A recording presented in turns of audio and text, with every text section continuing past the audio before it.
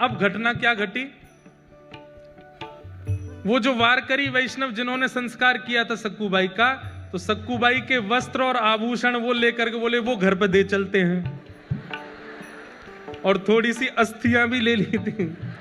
बोले उसको पति को कह देंगे नदी में बहा देना। यहां सक्कूबाई झाड़ू लगा रही थी घर में। जैसे ही वो वारकरी वैष्णव आए, घर में प्रवेश करती पहला तो मूर्छित ही हो गया। दूसरा बोला क्या हुआ क्या हुआ, बोले देख भूत। भीतर देखा तो सक्कूबाई झाड़ू लगा रही है। इतने में सास ससुर सब आए, बोले अरे इतने सारे ये वारकरी यहां कैसे। बोले हमें समझ नहीं आ रहा है ये हुआ क्या है। बोले क्यों, तो वस्त्र दिखाए तो सक्कू के वस्त्र, वही आभूषण वो जो पहनती थी वो सब कुछ था। और बोले ये क्या है, बोले मटके में अस्थियां हैं। बोले किसकी, बोले इनकी।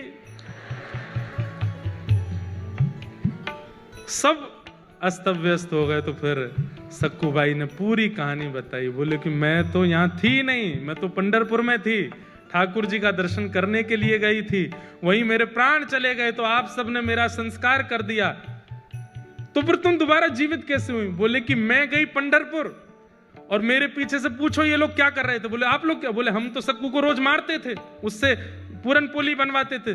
बोले सक्कू तो पंढरपुर में थी तो यहाँ किसको मार रहे थे। तब सक्कूबाई के नेत्र सजल हो गए। बोले पंडरीनाथ खड़े थे यहाँ पर, वही कर रहे थे सब। ये सुनते ही परिवार के लोग तो घुटनों पर बैठ गए, रोने लगे। बोले हमने ठाकुर जी को मारा, हमने ठाकुर जी से पूरन पोली बनवाई, हमने ठाकुर जी से सेवा करवाई। सब देख करके आश्चर्यचकित हो गए। बोले अब क्या करें। बोले बस अब सब छोड़ो, जिन्होंने हमारे लिए इतना कुछ किया अब उन्हीं के नगर में चलो। और सब छोड़ करके श्री सक्कूबाई अपने पूरे परिवार के सहित पंढरपुर चली गई और श्री पंडरीनाथ भगवान के चरणों में विराजमान होकर के अपना शेष जीवन वहीं व्यतीत कर दिया। तो ये जितने प्रश्न आपके आए हैं, विपरीत हैं, आदि हैं, इसमें एक बात आपने नोट की, आप उनमें भी दोष मत देखो।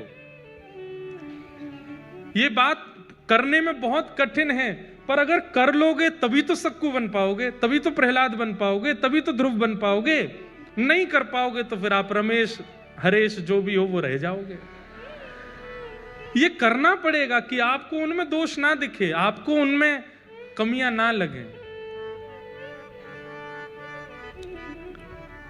हाँ, ऐसे सक्कू